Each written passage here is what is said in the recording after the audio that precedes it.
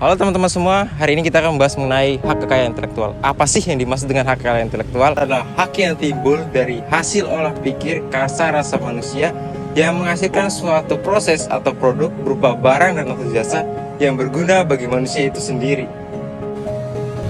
Sedangkan apa sih yang dilindungi dalam hak kekayaan intelektual? Yang dilindungi dalam hak kekayaan intelektual adalah hak. Kenapa sih hak dilindungi? Sedangkan orang berkata bahwa hak itu ada yang berwujud, ada yang tidak berwujud. Kita bisa lihat di dalam pasal 499 Burgerlijk Wetboek atau BW, barang adalah tiap benda atau tiap hak yang dapat menjadi objek dari hak milik. Nah, terus kita bisa buka lagi di pasal 503 BW atau Burgerlijk Wetboek. Ada barang yang berwujud dan ada barang yang tidak berwujud. Nah, jadi HKI ini termasuk dalam mana? HKI adalah jenis benda bergerak yang tidak berwujud. Nah, kenapa hak itu dilindungi? Karena hak dalam konteks kekayaan intelektual ini memiliki nilai ekonomi. Menurut Dirjen Kemenkumham Hak Kekayaan Intelektual, HKI terdiri dari dua bagian, yaitu hak cipta dan hak kekayaan industrial. Hak cipta adalah hak yang berhubungan dengan seni dan sastra, sedangkan hak industrial itu hak yang berhubungan dengan industri dan teknologi. Terus macam-macam apa aja sih yang dilindungi dalam HKI dan hak kekayaan industrial? Kalau dalam HKI yang pertama itu ada hak cipta, yang kedua hak terkait, yang ketiga pengetahuan tradisional, yang keempat ekspresi budaya. Sedangkan hak kekayaan industrial terdiri dari yang pertama paten, yang kedua merek, yang ketiga indikasi geografis dan indikasi asal, yang kelima rahasia dagang, yang keenam desain industri, yang ketujuh desain tata letak sirkuit terpadu, yang kedelapan perlindungan varietas tanaman, dan sembilan adalah sumber daya genetik. Hak cipta diatur dalam Undang-Undang Nomor 28 Tahun 2014 tentang hak cipta. Hak cipta ini memiliki arti atau definisi. Hak cipta adalah hak eksklusif pencipta yang timbul secara otomatis berdasarkan prinsip deklaratif setelah suatu ciptaan diwujudkan dalam bentuk nyata tanpa mengurangi pembatasan aturan sesuai dengan ketentuan peraturan perundang-undangan. Kemudian hak-hak apa saja sih yang bisa dilindungi dalam hak cipta? Itu bisa berupa karya seni, baik seni sastra maupun seni rupa, berupa musik, kolosal, drama, dan lain-lainnya. Di dalam ini juga ada namanya jangka perlindungan hak cipta. Kalau berkaitan dengan seni dan sastra itu hak ciptanya seumur hidup dan bisa mendapatkan hak estetiknya setelah 70 tahun kematian. Jadi di dalam hak cipta ini ketika seseorang sudah mewujudkan atau menyatakan karyanya itu akan melindungi dapat hak cipta.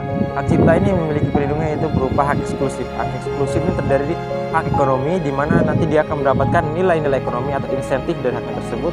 Yang kemudian hak moral. Hak moral ini dia berhak mencantumkan namanya, atau dia berhak memanipulasi namanya, atau bahkan tidak mencantumkan namanya. Hak terkait merupakan hak yang berkaitan dengan hak cipta, yang dimana hak terkait merupakan adalah hak eksklusif bagi pelaku penyiaran, habis itu produser pornografi dengan lembaga penyiaran. Nah, yang dimana berbicara tentang hak terkait pasti berkaitan dengan subjek dengan objek, yaitu subjeknya adalah penciptanya, sedangkan objeknya adalah ciptaan itu sendiri. Berbicara tentang hak terkait juga pasti tidak luput dari waktu perlindungan, yang dimana waktu perlindungannya itu sendiri adalah seumur hidup ditambah 10 tahun. Setelah berbicara tentang subjek, objek, dan waktu perlindungan, pasti tidak luput dari yang paling penting adalah dasar hukumnya. Dasar hukum dari hak terkait itu diatur dalam pasal 28 tahun 2014, yang dimana diatur dalam pasal 1 ayat 5. Pengetahuan tradisional merupakan pengetahuan yang dikembangkan oleh masyarakat pribumi atau karya intelektual berdasarkan tradisi. Pengetahuan ini mencakup metode budidaya dan pengolahan tanaman, pengobatan, kesenian, serta resep makanan minuman. Pasal 32 ayat 2 UUD 1945 menyebutkan negara menghormati dan memelihara bahasa daerah sebagai kekayaan budaya nasional.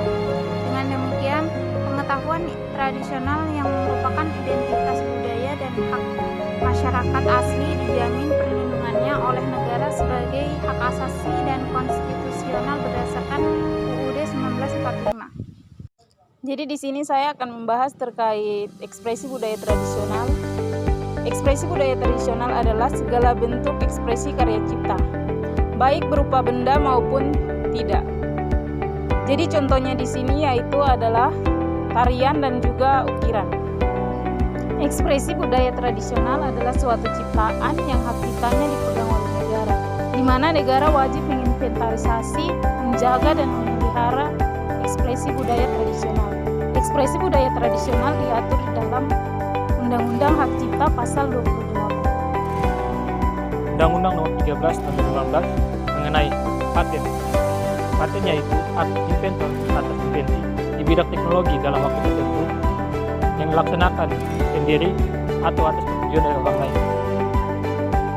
Dalam paten juga memiliki beberapa syarat. Yang pertama yaitu angka inventif, yang kedua diterapkan dalam industri. Selain itu juga wujud dari invensi yang diterapkan dalam paten yaitu dibagi menjadi dua hal, yaitu proses dan produk. Sistem pendaftaran paten.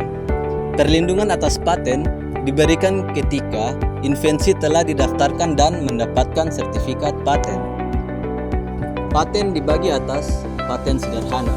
Setiap invensi berupa produk atau alat yang baru dan mempunyai nilai kegunaan praktis disebabkan karena bentuk, konfigurasi, konstruksi, atau komponennya dapat memperoleh perlindungan hukum dalam bentuk paten sederhana. Jangka waktu perlindungan paten. Paten diberikan untuk jangka waktu selama 20 tahun sejak tanggal penerimaan permohonan paten. Paten sederhana diberikan untuk jangka waktu 10 tahun sejak tanggal penerimaan permohonan paten sederhana. Kalian, merek adalah nama, istilah, tanda, simbol, rancangan untuk kombinasi dari hal-hal tersebut yang digunakan untuk mengidentifikasi barang atau jasa untuk satu penjual atau kelompok. Nah, selanjutnya tuh ada merek itu mempunyai dasar hukum, yaitu UU Nomor 20 Tahun 2016 tentang merek dan indikasi geografis. Pengertian indikasi asal. Indikasi asal adalah ciri asal barang dan atau jasa yang tidak secara langsung terkait dengan faktor alam yang dilindungi sebagai tanda yang menunjukkan asal suatu barang dan atau jasa yang benar dan dipakai dalam perdagangan. Apakah pentingnya pendaftaran diperlukan untuk perlindungan indikasi asal? Indikasi asal mendapat perlindungan tanpa melalui pendaftaran. Adapun alasan perlindungan terhadap indikasi asal tidak terlepas dari upaya perlindungan terhadap produsen dan masyarakat konsumen barang dan jasa tersebut. Indikasi geografis adalah suatu tanda yang menunjukkan daerah asal dari suatu barang atau produk yang dikarenakan oleh faktor lingkungan geografis, yaitu faktor alam, faktor manusia, atau kombinasi dari kedua faktor tersebut yang memberikan reputasi, kualitas, dan karakteristik dari suatu barang atau produk yang dihasilkan. Dasar hukum dari indikasi geografis tersebut terdapat pada pasal 50 DAP ayat 1 Undang-Undang Nomor 15 Tahun 2001 tentang merek. Pengaturan tentang rahasia dagang di Indonesia masih tergolong baru. Dasar dari pengaturan ini adalah diratifikasinya Agreement Establishing the World Trade Organization atau persetujuan pembentukan organisasi perdagangan di dunia atau WTO yang mencakup juga Agreement on Trade Related Aspects of Intellectual Property Rights atau persetujuan TRIPS dengan Undang-Undang Nomor 7 Tahun 1994 sehingga perlu diatur tentang rahasia dagang. Di Indonesia, rahasia dagang diatur pertama kali melalui Undang-Undang Nomor 30 Tahun 2000 tentang rahasia dagang. Pada awalnya, perlindungan hukum menyangkut segala bentuk praktek-praktek persaingan tidak sehat telah diatur oleh rambu-rambu dan norma-norma pada pasal 1395 KUH Perdata dan pasal 382 KUHP. Dalam rahasia dagang terdapat 5 lingkup perlindungan. Yang pertama meliputi metode produksi, metode pengolahan, metode penjualan, atau informasi lain di bidang teknologi dan atau bisnis yang memiliki nilai ekonomis dan tidak diketahui oleh masyarakat umum. Yang kedua, rahasia dagang mendapat perlindungan apabila informasi tersebut bersifat rahasia, mempunyai nilai ekonomi dan dijaga kerahasiaannya melalui upaya sebagaimana mestinya. Yang ketiga, informasi dianggap bersifat rahasia apabila informasi tersebut hanya diketahui oleh pihak tertentu dan tidak diketahui secara umum oleh masyarakat. Yang keempat, informasi tersebut dianggap bernilai apabila sifat kerahasiaan informasi tersebut dapat digunakan untuk menjalankan kegiatan atau untuk usaha yang bersifat komersial atau dapat meningkatkan keuntungan secara ekonomi. Yang kelima, yang terakhir, informasi dianggap dijaga kerahasiaannya apabila pemilik atau para pihak yang menguasainya telah melakukan langkah-langkah yang layak dan patut. Baik, termasuk di materi pengalian hak dan lisensi rahasia dagang. Pasal 1 angka 2 Undang-Undang Rahasia Dagang menyatakan bahwa hak rahasia dagang adalah hak atas rahasia dagang yang timbul berdasarkan Undang-Undang Rahasia Dagang ini atau Undang-Undang Nomor 30 Tahun 2000 tentang rahasia dagang. hak rahasia dagang ini diklasifikasikan sebagai hak milik, sehingga sebagai hak milik, rahasia dagang dapat beralih dan dialihkan kepada pihak lain. Undang-Undang Rahasia Dagang dalam pasal 5 ayat 1 menyebutkan peristiwa-peristiwa hukum yang dapat mengakibatkan beralihnya hak rahasia dagang. Pengalihan rahasia dagang dapat dilakukan melalui proses pewarisan, hibah, wasiat, perjanjian tertulis, atau sebab-sebab lain yang dibenarkan oleh peraturan perundang-undangan. Khusus untuk pengalihan hak atas dasar perjanjian, diperlukan adanya suatu pengalihan hak yang didasarkan pada pembuatan suatu akta, yang didasarkan pada pembuatan terutama akta otentik. Hal ini penting mengingat aspek yang dijangkau begitu luas dan pelik. Selain itu, untuk menjaga kepentingan masing-masing pihak yang mengadakan perjanjian pengalihan hak atas rahasia dagang tersebut. Berikut adalah langkah-langkah umum yang terlibat dalam proses desain industri.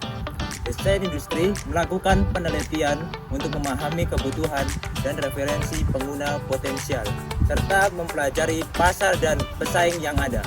Mereka juga melakukan analisis teknis dan menyediakan faktor-faktor seperti keamanan, keberlanjutan, dan regulasi yang berlaku.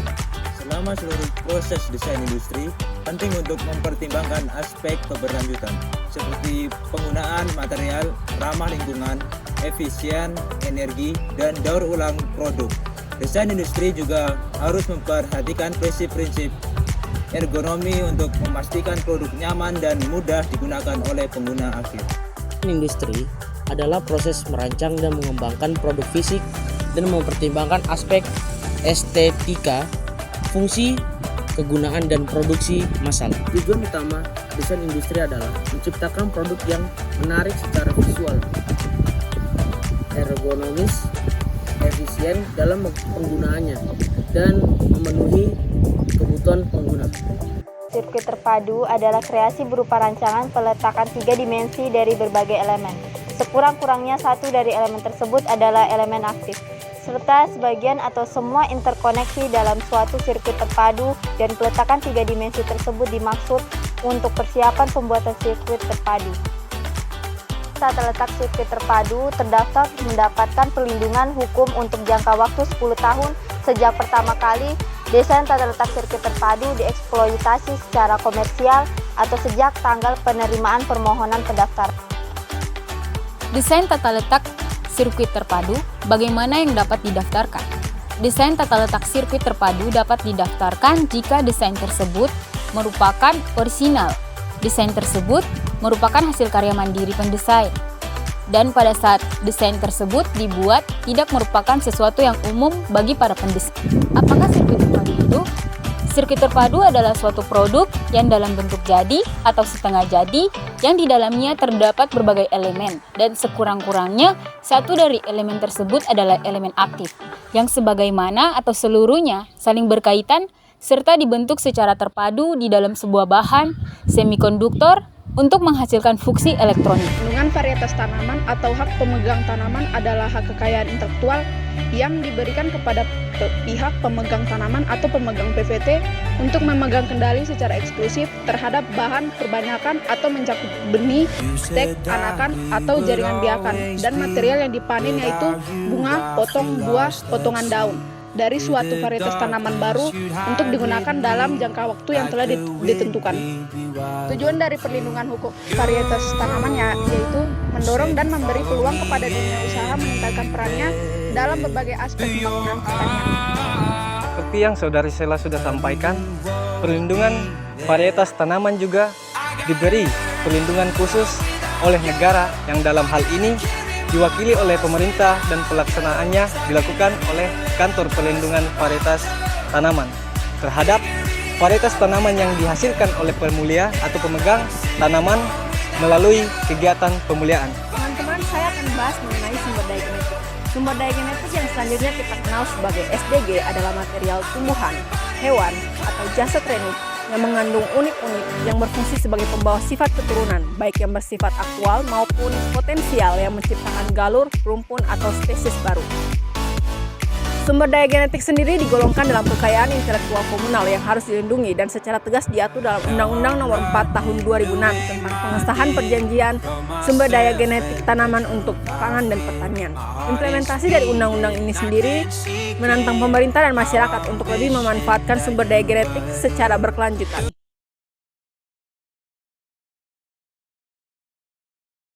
Sekian dari kelompok kami.